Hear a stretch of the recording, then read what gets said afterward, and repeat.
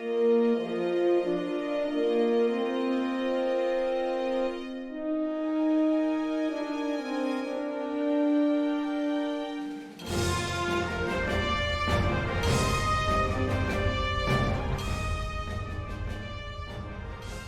right, so Michael, and just because of the pre-game conversation there, you need to explain to me what you were referring to when you said chicken bucket. I admit, I still have a vague understanding of what it means. It was introduced by one of our players. All credit goes to Michael Freeman. Maybe Aaron and Al, you could explain the origin of chicken bucket in our game, because we say it at least 20 times now. Well, I think it's like, I think my understanding is that this is like an out of game conversation, right? Where we are as ourselves having a discussion about a rule that maybe we missed or that we weren't clear on or something like that. So like, when I was playing D&D, one of the things we would always do is like, if you wanted to talk in person, you would put, your hand to your head to kind of like, so that we could all take a break and get out of character and talk about ourselves, to like make observations about the game or the rules or interactions, things like that. And so this is a way to do it digitally, where we say chicken bucket. This is just me and you talking. These are not our characters. These are not like, I think it's a bit different than that. At least in my view, it's that the line of thinking that your character is going down has absolutely nothing to do with what's happening in game. And if you are, please don't pursue this. It will be a large waste of time. That's how I understand it. It's like I'll say oftentimes, like, no one's getting the clues I'm laying out. So I'll have to have a chicken bucket moment and be like, okay, you guys are looking this. Now, I don't know why we just don't shorten it to KFC, because to me, that's a little clear. I don't know why chicken bucket though? Chicken bucket. Because Michael chicken Freeman. Buckets have nothing to do with Star Trek. Nothing. There's no chicken buckets in Star Trek. So why are you dealing with this? So the next time you have Michael on, ask him, what is the origin of chicken bucket? I'm going to. The next time, Michael Freeman, we're going to ask you and have a whole episode about chicken bucket. And, actually a good episode about how to get out of game to sort stuff out. I think that's actually kind of important session 0 continues conversation. So we'll probably introduce that. Hi, everyone.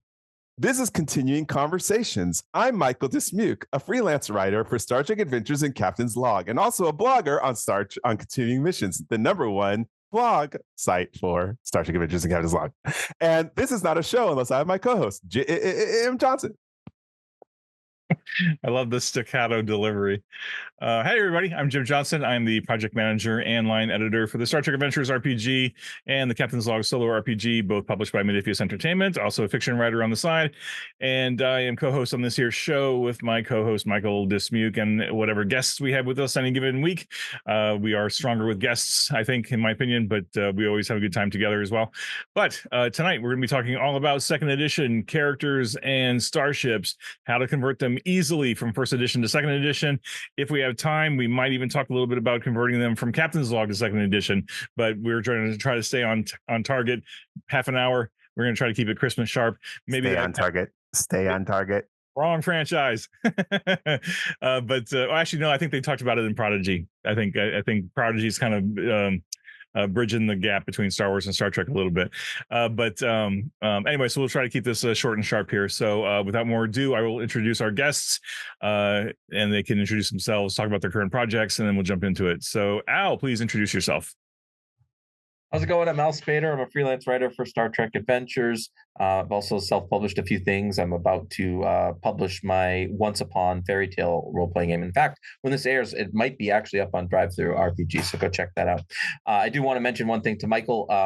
The continuing mission website, the new look of it, spectacular. It was Tony Pye responsible for that because it looks really, really good. I think we need to call him out because that looks really beautiful. Sharp. See, that'll be our pre-gratitude and we'll do a post-gratitude. But it was so wonderful that he did it with the timing of 2E's release also, which I thought keeps him the king of continuing missions. Awesome. Thank you, Al. And Aaron, please introduce yourself, please. Hi, I'm Aaron Pollyea. I am a longtime freelance writer for Star Trek Adventures. I'm your Starship science, engineering, technology kind of guy. This is going to be the episode where you shine, I'm sure, here. I want everyone to know how much stress was created when Jim first let us as kind of play testers have an early look at this, because we are so in love with first edition. And so we were the perfect skeptical grognards for him to put us on. So we've had these discussions far and deep between Aaron, Al, even Troy Mepians, another writer for Star Trek Adventures, all had a look at this. So what you're hearing now is the converted. So that's pretty powerful that you're hearing from the converts ourselves about this game system. So today we're going to talk about how to convert your characters and ships from 1E to 2E, as Jim said. Let's go ahead and jump right in. What are some of the, I'm not even going to say major modifications, because I didn't find them major as I started flipping character sheets. What are some of the modifications that we have for character sheets between 1E and 2E? Let's start there. I think one of the quickest, easiest things that we can hit right away is the fact that now you have a pastime for your character in addition to your focuses. So if you're trying to convert characters from other first edition books, you can actually give them another focus that maybe they trained in the academy, and take whatever, like, playing the saxophone away from the focuses and make it their pastime. So that's a quick, easy hit. And we're going to dig a little bit deeper here in a minute. I love that, because if you think about every Star Trek character we know and love from the TV shows, they all have some hobby that was not Starfleet Academy trained. And that's kind of how I view it. They're an expert in this, and maybe it didn't come from Starfleet Academy. That's a simplistic way, to think of it, but I think it rounds out the characters really well. Yeah, it may not always come up in a game session, but it could. Right? You could arguably give Cisco cooking as his pastime. You could arguably give Picard archaeology as his pastime. They may not come up more than once a season, but that it could be meaningful for that one moment. And as a player, like when I put a cool thing like that on my character sheet, and the game master actually gives me an opportunity to do something with me, or to do something with that, I appreciate it, because that means the game master's thinking about my character, thinking about the totality of the character on the character sheet, and gives me just that little blip in the spotlight to say, oh, I got to do this cool little scene, and then you go on to the next player. So true. I also thought something super simple worth mentioning is that stress is now purely fitness, not fitness plus security.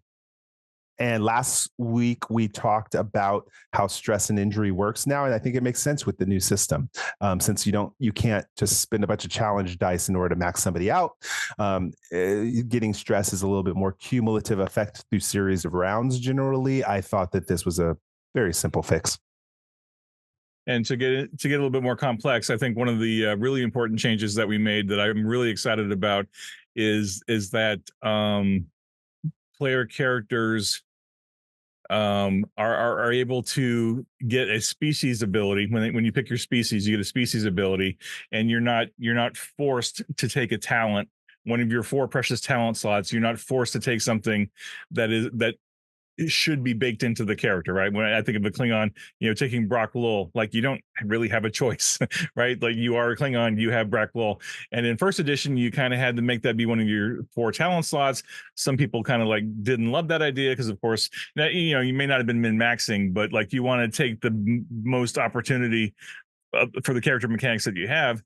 And to have one talent that you're absolutely forced to take kind of sucks. I mean, in my opinion anyway. It was like, this is kind of not fun, because like, now I've got 3 options, whereas the human over there has 4 options, and that's kind of potentially cooler, but whatever.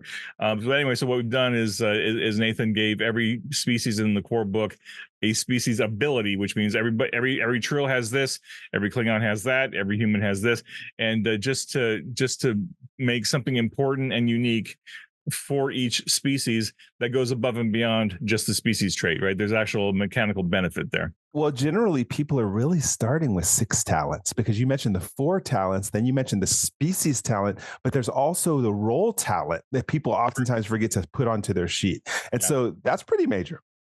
Yeah, very true. I do want to throw out there, because I was about to say the same thing, Jim. We kind of experimented with this slightly, a little bit with first edition. If you go back to the Lower Decks book, the traits that are attached to the species in the Lower Decks book all have like a cute little ability that goes along with them. We actually had it in the Utopia, no, in the Klingon War species as well. That was one of the final edits that we made to that book, was to get that out of the traits to try to stay true to first edition. But I think it's something that we've been wanting for a while, is to have that species ability that encompasses the trait and everything that the species will have. So you will have to go through and double check whether your old species talents are now embedded in the species ability, or if you would have to take another talent later on. So that's definitely something you want to look when you're converting your character over. Yeah, and if you're playing a species that isn't in the core book and hasn't been converted, officially by Modiphius, take a look at the species talents that are available to you from first edition and see if you can adapt one of those into a species ability, or just look at the wealth of second edition talents that are in the core book, because I think we put like 140 or 150 talents in there, so it's a pretty robust list. You should probably be able to look at that and maybe kludge something together until such time as we get around to being able to update all the species. Well, and BC Holmes, on the character creator for the Star Trek character creator, has actually raked even continuing missions, because we have all kinds of fan-made talents that are species related, so you can pull those into your character too. So there's enough out there that if you made up your own species, you can fiddle around and look at different species talents to get yours, so that you have that bonus. And I love it because it really shows the diversity and uniqueness of each species in Star Trek, which makes the show so fun, right? Cool. So we're going to talk a little bit more about talents later. So we're going to skip talking about talents at this point. And those are the major character changes that, they're not major again. I think there's some minor modifications that have major impact to the narrative storytelling of the game. That's how I would describe it. Let's go into ships. Well, the NPC creatures and ships, actually. We should talk a little bit about NPC characters first, I think. Right, Jim? What did you want to bring out about that? Yeah, I think for NPCs, I think the main things to talk about collectively is that we've put a little bit more clarity into how stress, like the new stress rules, relate to NPCs. And because NPCs don't have stress in the game at all. Right, they don't have stress. They have the ability to avoid injury. Like notables and major NPCs can avoid injury by spending threat, but they don't actually have a stress track, right? Like a player character does. And the minor NPCs, the rank and file, like one shot, one kill.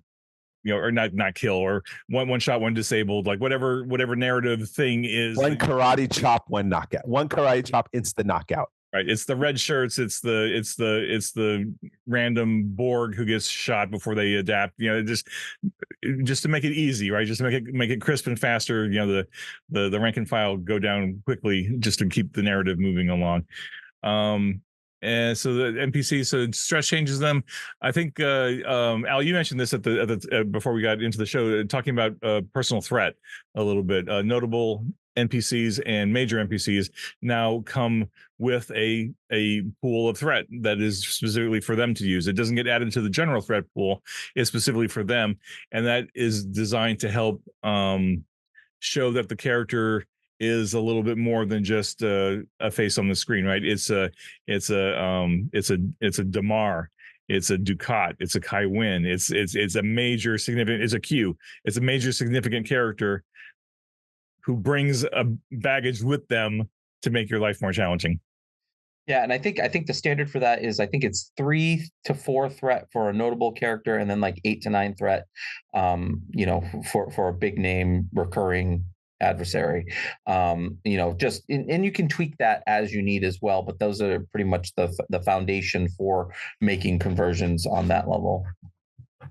And then not to mention, so your major and notables come with a package of threat, but in addition, they still have special abilities. Like the NPCs have abilities. You can make a NPC menacing, which automatically adds threat to your pool, right? So if you have a really significantly important character that you want to be a recurring character and a recurring antagonist, and again, I'm thinking of Win and Ducat and Q. Not only do they have that pool of threat coming with them, but they're also manipulating the general threat pool, and that should clue the characters in, or the players in, that this is a big important character, and it's not just some one-off goon that you're going to knock out in one fight and you're done. This is a character that has some meat to it, and you will see them again and again, and it will make your life interesting and challenging over the course of your campaign. Yeah. And I'll say one of the mistakes I made early on playing is I kind of mixed up my NPCs. I gave them talents, and that kind of messed it up. I never could really use the talents effectively. Special rules are for NPCs. Keep it there. You're going to find it more easy to use throughout the games. And I'll have to go through and rake through my old 1E NPCs and make sure I replace everything with special rules for them, because we have like a book of 80 characters that we play off of. All right, cool. Now we're going to open up the chapter here about ships. Aaron, what are some of the things you know? We know that for almost a decade now, yeah, I can say that, for almost a decade, you have been the Starship expert for Star Trek Adventures. So tell us what you think are notables for conversion 1A to 2E. Well, there's a few changes to talents that used to be talents, and now they're just special rules. That's sort of important, like saucer separation, or polarized hull plating. Those are no longer talents. You can move those to special rules, and it frees up some slots for you to use otherwise. I would say that the first notable thing to see for a conversion is the difference in resistance now. Resistance used to be just scale for your starship. Now it's scale divided by 2, round up. Now, yes, that seemingly makes your starship a little less able to withstand damage, but resistance is also now modified by your ship's structure. So the higher your structure, the more chance there is for a greater resistance. So there is that, but it's also helped by the fact that shields has changed. So while your resistance might be slightly lower or about the same, shields now, it used to be structure plus security. Now it's structure plus security plus scale. So you have a little bit of extra shields to soak up the damage before it gets to resistance. Which I kind of like, because I did feel the old system, you burn through shields pretty fast, especially again, if you were using challenge dice and the game master was using momentum to knock your shields back. So I really felt this is more the narrative pace of Star Trek. Okay. Yeah, and I'm sure we'll get to it in another episode, but and shields act just like an extended task, right? Your halfway mark is when you suffer a breach, and then so I'm sure that we'll get more in detail with ship combat in another episode. But it's good to have those extra shields there, so that it takes a little bit longer before a breach happens. Yeah. To the point too, as I was noticing, you were talking about the traits. I guess you said special rules, but I want to differentiate that between traits, because I noticed in our game, we moved quantum slipstream drive from being a talent into a trait, because plot-wise, it doesn't really need to have anything special. Then you can actually move this fast under these conditions. And so why it should be a talent, I was like, oh, this is actually really cool that we can just move it to a trait of the ship. It just made more sense to me, because to me, talent should be something that affect dice rolls. Yeah, for sure. If it doesn't affect a dice roll, it should be just something that is descriptive. Right. Like, why should you have to roll to saucer separate if that's an inherent trait of your ship? Yeah. I mean, with that said, reconnecting your starship, if you have the ability to reconnect, so like old Constitution classes, they're unable to reconnect their saucer unless they're at a star base, but a galaxy can redock its saucer to its secondary hull. So there are rules involved in that. That's why it is a special rule. But yeah, I see what you're saying. I wasn't aware of that. Thank you very much, Jim. Just remember for our USS Challenger game, don't go sauce just separating the Challenger. Now that I'm aware of this. We get to do it. We get to do it once, and then not again.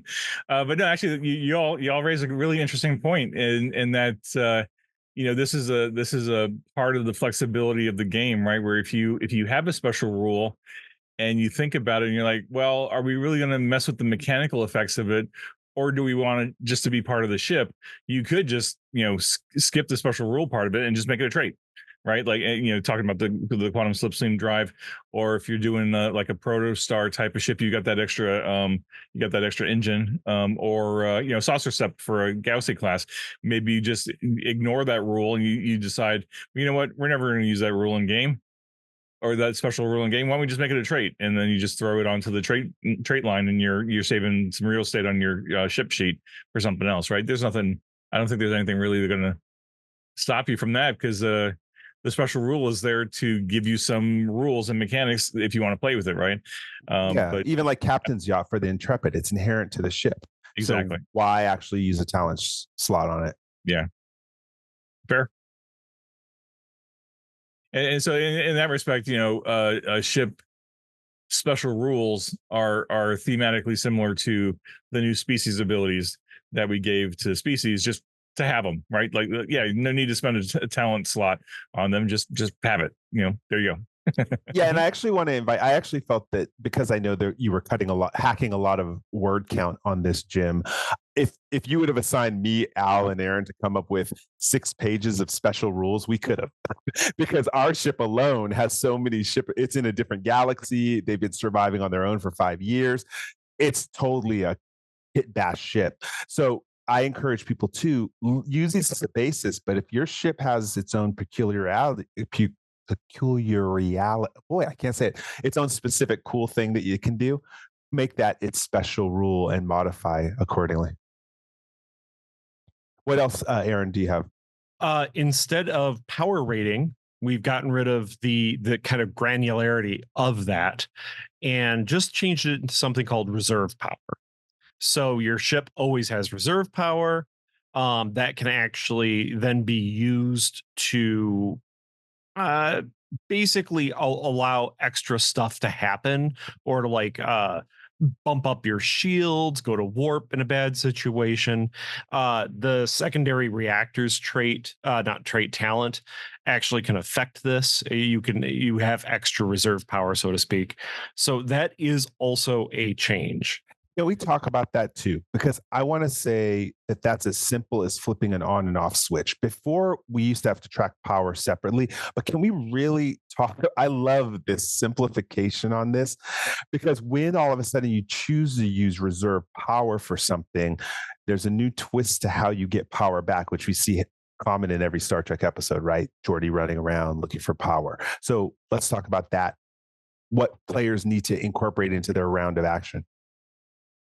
Getting power back, talking to main engineering, involving their chief engineer when they might not be on the bridge, or coming up with really creative ways to shut off other systems to regain power faster than the ship might be able to otherwise. Because I mean, realistically, a starship is going to basically have its reactors able to power its normal functions with a little bit of wiggle room on top of that, right?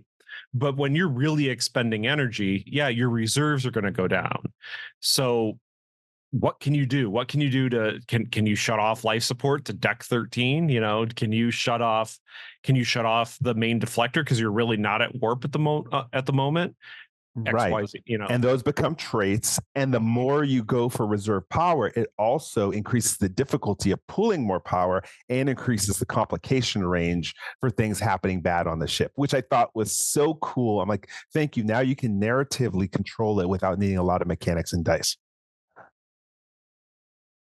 I do want to put out there that it's such a cool system that if you do like the crunchiness and you wanted to keep your power score, you could still use that system, like, where using the transporter costs 1 power and so on, so forth. Or if you want to use the power distribution from the Klingon War tactical campaign, you can still use those rules if you would like on top of the reserve power. Reserve power is meant to streamline things and to onboard players. But if you like the crunchiness, you can use all the systems still, which is pretty cool. That's true. I would actually narratively pull in we talked about this, Al. Like, if there's going to be a real ship battle episode, I am pulling in the Federation Klingon War book power management rules, because I want that to be the focal point of the people running around. So Crunchy is available in there. I think Federation Klingon is the best power management system I've seen so far. What else we got? Also, what else we have? Oh, go ahead, Jim. No. I was just going to jump in with a couple other things, but if you got your list, go ahead. I was going to say that mission profiles are slightly tweaked now. So you do get a system bump. Excuse me, a department bump. Am I wrong? I'm sorry. I have like 2 different notes. I'm all over the place. Yeah, the mission profiles still set your base departments, but you also get a bump to one system. One system. That's right. Nathan wanted to add a little bit more variety, so he added a system bump to profiles as well as the departments. Which does make sense. It does make sense that a base Starship class, when it's going to be designed for patrol missions, is going to have extra sensor systems installed in it versus one that might be more of a tactical craft that's going to have more robust power connections into its phaser systems or something like that. Well, and what I love what you're talking about, Aaron, is Jim, see us doing a future episode where you invite like 4 or 5 different players from different ships onto the show to talk about why their ships have the modifications they do, because each ship is its own person, its own personality. No ship is the same when you play this game, which truly reflects ship as a character. So I love those minor modifications, because we can explain the modifications of our ship through the adventures we've taken and what necessitated us to modify the Pioneer for that. So I love that it becomes so personal to the players. Yeah, and I think that's an element that I really hope groups take advantage of, is the new rule for service records, right? That was another wrinkle that Nathan wanted to add even more diversity to the ships, to say, like, maybe your ship has a little bit of a history, maybe it's an old war horse, or maybe it's like some of the ships that we know have been like all the different navies from history of York. Maybe it's a cursed ship. Maybe just like it's just got bad luck, right? And that bad luck is just kind of like hung on that ship for its entire career, and it just can't shake it, right? And that's it. We only had space to only fit a few service record examples into the book, right? But I think it is a little mechanic that is super flexible, and I'm really eager to see what groups do with it and say, oh, we're going to create a service record like you're talking about the Pioneer, right? Why not? I'm sure the Pioneer, by this point, after 7 seasons or something, you have a very unique service record. 5 seasons, okay. You have a very unique service record that you could create for the ship and put it on there that would make that ship absolutely unique. I risk to say the players are in love with the ship, like family. As it should be. The ship, and we've talked about this ad infinitum, right? The ship is every bit a character for your game as any of the main characters, right? So if it's special and different, then good. That's exactly what it should be. Yeah, and I'm proud to say that the players have made it that way. My intention was never to actually have it more than be a whole flying through space, and I thought it was going to be centric on the characters, but they developed the ship into the personality it actually is. Yeah, I mean, of course, this is, I'm preaching to the choir here, but for you new Star Trek fans, like if you want to get an understanding of how important a ship can be to your crew, go watch Star Trek 3 and look at how that entire crew was staring at the Enterprise as it was burning up in the atmosphere. Spoiler warning. I have said multiple times that I cannot watch Star Trek 3 without actually getting teary at that end. And I remember as a kid seeing that in the theater with my parents and actually crying as a kid, because I thought, well, now the ship is gone and that's where all the adventures happened. And that's all the things that Kirk and Spock had from all these wonderful adventures have just burned up. And I've talked about that many times. Yeah, so I believe 2E, the way the mechanics are written here for ships and the ship creation is leaning more toward making your ship a distinct personality. So GMs, players, I challenge you to create and I'm just bouncing over to Star Wars because I think it is an equally beloved personality of a ship. The Millennium Falcon is a equally well-developed ship. You want your thing to be as good as Enterprise, Millennium Falcon level ship, where if it blows up, the movie has to stop for a little bit. Right. Cool. All right. Let's talk about that. We're talking about what makes ships special, talents. Now, what about I really encourage people converting from 1E to 2E to go through and reread all the talents. There are some changes, and some are pretty significant, I actually have to say, in the way you roll the dice. In fact, Aaron, you were talking about it because you were intrinsic helping with Captain's Log, development of the ships there, and you had created a one-of-a-kind 2D20 roll for one of those 32nd century ships. And what have you noticed about the talents? Okay, so it's based on the 32nd century technology, the MTech, that interstitial multi-vector transtemporal. Anyway, that it, at least in the base game, it was rolling 2 dice for your ship and choosing the best one. But I was looking through and I saw advanced sensor suites, and the new talent here is the ship may roll 2d20 for assistance rather than only 1. And then if the reserve power is rerouted to sensors for this roll, one of those dice is automatically considered a 1. So you get a crit off that. That's kick butt sensor systems. So it's somewhat similar to that MTech rule that I had made, but still a little different. But I saw that as one of the differences that stood out to me looking through the talents. So yeah, most talents are at least fairly similar to what they used to be. I mean, if they had challenge dice involved, obviously there is a change there because challenge dice are not a thing anymore. Right. But it isn't unreasonably different. Yeah. Al, were you going to say something? Yeah, I was just going to say, speaking of with the removal of challenge dice, that also made us get rid of damage effects on weapons, right? Now weapons all have qualities, but the damage effects are gone. And some damage effects have been built into the qualities, and so on and so forth. And some of the damage effects have kind of been embedded into a couple of talents as well.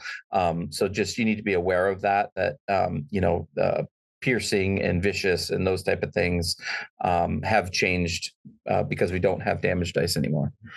Yeah, we have about 80 characters in our ship manifest that are pretty well fleshed out, including our player characters. And so when we got 2E, I went through and it took me less than 30 minutes to make the modifications, whether it was cut and pasting the terminology from 2E into 1E or looking and saying, oh, this, because we did make up some of our own talents, to really be distinct to our characters, looking at making a few modifications. So don't be overwhelmed by this fact that literally most of you probably, I'm guessing, only have your main character sheets and a couple others, supporting characters maybe. And so it's a quick cut and paste or a quick modification. So I found that a very easy change when it came to talents. No big whoop on that. It is possible, I will say, that and I did experience this one character that their talents now kind of did max them out in some ways. And so I negotiated that with one of my players, and we went ahead and just made some talents that would fit in with the narration, because with the new way the talents fell and some of the things they selected made it so that they almost had like 4 dice on every roll and +1 impact. And I was like, no, okay, let's be realistic here. This isn't following our story. So just be aware, once you do those talents, you may need to make some modifications if you can negotiate that with your players. And the other thing that I think that we need to talk about, especially with starships, is that the way you determine the damage of your weapons has changed. You get a little bonus from whatever your weapon system score is. So, you get the flat what it says, and then if your weapon system is a little bit higher, you can get +1, +2, or +3 damage. Can I point out that there are new space frames available for everybody in here too. Please, what are they? We have the Constitution 3 that we see in the last season of Picard. Seven's ship. Just, anything with 7 of 9, I have to drool over. We have the D7, the Burrell. We have the Tallis, which is the old 23rd century Romulan bird of prey. The Daredex, the Gaylor, and the Decora. Very cool. Great to use as base ships and just tweak a little bit if you need to. I know I definitely looked at the Voyager, write-up that came up the Intrepid class when doing the conversion from 1E to 2E for ours. Very good. Anything else, Jim, that we've missed about characters and ships so far that you think stands pointing out? Characters and ships. No, I think we covered characters and ships. We might want to talk a little bit about NPCs, but we got the character species abilities, talents, refreshed, stress. We did ships. No, I think we covered all the highlights. Yeah. Okay, let's throw in a little bonus since we have a couple minutes left to round this out to 30 minutes. Let's talk about the shields and taking shaken and damage with that. Let's simplify it for people. Again, I love these rules. I think, Al, you had mentioned about talking about it in a future episode. Do you want to give some insight?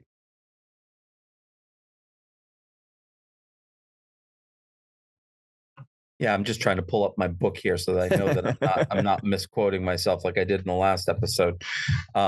So it's okay. We're learning. We're all learning. Hey, I'm telling you right now, I could not run my game without these other people quoting raw to me. And sometimes I'll be like, wait, look at this page reference, Michael. Be humble if you're a game master or a player. And it's a collaborative effort to run the game, not players or GMs too, in my opinion. So yeah, and just all you guys that are watching, we haven't gotten our physical copies of the books yet. So we're still playing off of our digital ones. Well, some of us haven't. As Jim sits there with this disgustingly smug look on his face. So somebody want to help me out? I know that we use the breach track at halfway and 3/4 like we normally do. Is shaken still 5? No, is that not? Shaken is halfway through. That's what it is. Yeah. Okay. So shaken is halfway through, and then when you get to the 3/4 mark, you get your first breach. And even if you don't get to your 3/4 mark, but your ship was already shaken, so maybe take 2 points more damage. Now you're dealing with a breach. The fact that I could actually explain this in less than 15 seconds shows how much better the system is than the last one. Sorry, in my opinion. And breaches are now a trait, right? That need to be dealt with in the same way that there's a little bit more specifics about how you deal with the breaches, but they could be potent traits. Yeah. They could be, you could roll randomly for them, or you could just have it narratively be. Yeah, the whole inflict 5 points in order to inflict a breach, that's gone away. We've switched over to the progress. The shields basically being a progress track of an extended task, and then breaches are a little more free form. There's a breaches card in the toolkit. So if you want more detail for your breaches, by all means use it. In fact, I tried to make sure that card was also flexible enough so that if you're playing Captain's Log and you want some more narrative flavor around the breaches that your ship is suffering, you could bring that card right over. But breaches, of course, will impact your ship in a lot of ways. There are ways to minimize the effects of it, but it still lingers. So it's something you'll have to repair later or off screen or whatever. But I really like the fact that we've made it more explicit that a ship's shields is effectively a progress track, right? Yes. Because that gives the game, and we talked about this in the previous episode, where Game Master, like certainly things are going to happen at halfway, things are going to happen at 3/4, but there's nothing stopping you from putting more trigger effects on those shields. You're in some sort of spatial anomaly. Okay, and it's inflicting, drip damage to your ship. Okay, well, at five check boxes, this thing's going to happen. At 10 check boxes, this thing's going to happen. And you just really get creative and play with that track beyond just being, I have X number of shield points. Well, what it's done, going again, for those of you who need to go back and listen to the last episode, because this will really click with you, it's that inflict hazard threat spin that Game Master can now make to create certain effects and traits. And now the players can just go ahead and attack those traits as they exist. And we talked about potent traits last episode. So you don't just necessarily have a breach 2 on level 4 of your ship. You may have a breach 4. So maybe some people got blown out of the ship with the reversal. Maybe you lost a couple of crew people, and now you're going to have this, what we used to call a linear or gated challenge in order to get that breach manageable so it doesn't have a negative effect. Say, for instance, when you're rolling on a structure roll with your ship or a weapons roll with your ship. So to me, it just created this narrative connection to how you do with stress, extended tasks in the other one. It all aligns now. It's not separate mechanics, in my opinion. You just name it differently if it's a character, a ship, or an event. One question I had about the breaches that I this is my understanding, I'm going to say it and then we'll talk about it, is that once you cross that 3/4 mark of your shields disappearing, you suffer a breach, right? If I then repair my shields up past the 3/4 and then I go past it again, do I suffer another breach? Yes. That's my understanding. Yes. That you do. Yes. And though you could remove the effect of the breach, you still have a breach that can't be, there's some complications could be permanent with that breach until such time as you get a major repair. So Right. maybe you do bring weapons back online, but you're going to have a difficulty using those weapons until such time you fix it. So I just think that narratively is just really cool. I mean, it's a lot like an injury to a PC, right? Yeah, again, it aligns with that, so your players don't have to learn 3 different rule systems in one game. Yeah, in fact, you'll see on the revised character sheets that every system on a ship has a little breaches track underneath it. So as you accumulate more breaches to engines or to structure or something, there's a place you can check them off, and you may be able to mitigate the effects of that breach, but it's still there. You still got to repair it, and heaven forbid you're the Voyager out in the middle of the Delta Quadrant with limited resources. How are you going to repair that breach? Like, if you're in the Alpha Beta Quadrant, you can kind of hand wave, oh yeah, well, after that big dramatic episode, we stopped off at Starbase 331 and everything's magically repaired and we're off in a shiny new ship a shiny clean ship. We're off to the next adventure. But, if you're the Pioneer in a different galaxy, or you're the Voyager out in the middle of nowhere, or you're even like, I guess the Protostar, out in the middle of nowhere, no resources other than what you can find. Those breaches may linger. Yeah, and we inadvertently played it in our game where, for instance, for multiple episodes, we had power issues. It would just carry over into various episodes until such time they had some lucky break meeting an allied species, and they could literally be at that planet on shore leave for like a month or two. And they repair, so now this totally makes sense because we could just mark those breaches off. And it's like, I ain't erasing it. You got your butt kicked last time. That may come back to bite you in a future episode. I really love that. I love the narration of all this. Well, that's characters and ships. I don't think there's much more to go on that. So we love it. We promised you 2 short episodes back to back that would talk about the 1E to 2E conversion. I love quick hit episodes like this. Share them with your friends and your players and GMs and stuff, people who talk about it online. I love this.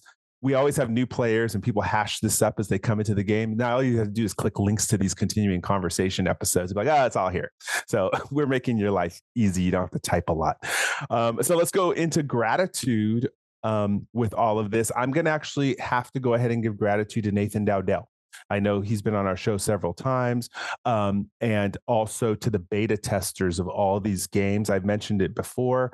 We are the people who write these games generally play this game. We were in love with 1E, and so when we're offered anything different, we totally do go grognard and complain and kvetch, and we hate it until we like it. That's our rule. And that's how we end up with such a finely refined game that makes it easier for people to come in. So thank you, Nathan Dowdell, and thank you all the play testers that are consistently listed. Jim makes sure that they're listed in all the different publications. Let's go over to Aaron then Al.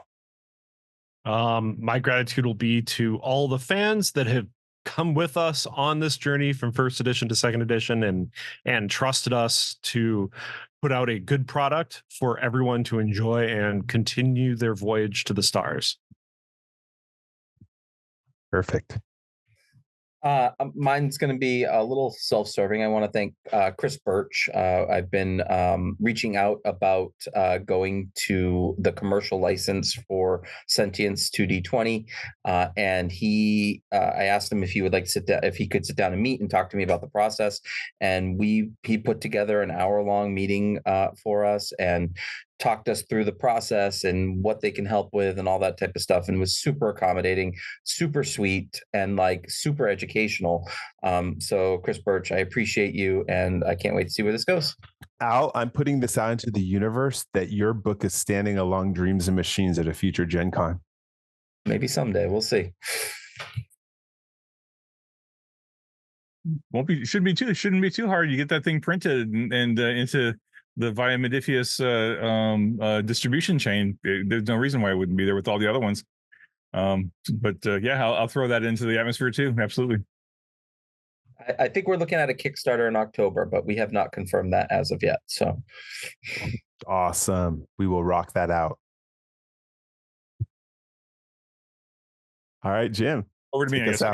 I want to make sure Al covered everything. Yeah, so I think for those of you who are going to get the core book or eventually going to check it out, go check out page 377. I put a long acknowledgement section in there. So everybody in there needs to be acknowledged, but I'm not going to read it because it's just too long to read it now. But please take some time, skip to that if you need a quick read. Check out that acknowledgements bar. Oh man, I just noticed you put continuing missions there. Thanks. This is my first time seeing.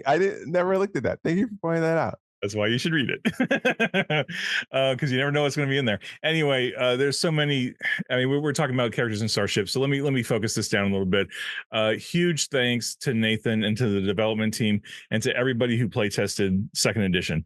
Of course, big thanks to everybody who play tested first edition, because without the first edition, we wouldn't have a second edition, right? So and really, I guess thanks to everybody who's play tested any version of 2D20, because everything that 2D20 over the last 8 years has grown and changed and spindled and mutilated and modified the game system to where it is now in the system reference document that Al mentioned, but also just to refine Star Trek Adventures, right? So thanks to everybody who play tested, especially the three of you, because you were all involved in the second edition playtest. And it is out of love that I say you all tested my patience on more than one occasion, because I knew it was going to work, and I just needed to, and I wasn't even going to try to convince you, right? I tried to be, it'll come, it'll happen eventually, and if you don't like it, that's okay, because we still got first edition. If you end up hating second edition, then just play first edition and enjoy yourself. I dread if Jim ever sees our Discord chat when we were play testing this. No, it's OBE at this point, right? We're moving on. It's in print now, my man. See these books over here? It's in print. I can't stop it now. It is no longer. You have all three. I didn't notice that. All four of them. Oh, yeah, anyone watching this on YouTube, you're the only ones who can actually see that he has the collector's editions of 2E and the CRB, the core rulebook. And the toolkit. Wow. Anyway, so thanks to everybody on the acknowledgements page. Thanks to all the playtesters. Thanks to Nathan and the dev team. And then really more than anything else, and I know I say it every episode, but I really truly mean it, thank you to the fans for supporting this game, for being excited about the game, for playing the game, for teaching other people how to play the game, like Michael, Al, I know, and Aaron. I know you guys go to conventions.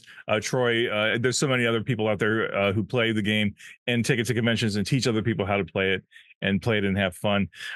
Without not to say grassroots, but without the fan base that we have, the super excited, enthusiastic, supportive fan base we have, there's no way we would have done a second edition, right? We would have ended this game a couple years ago probably and moved on to something else.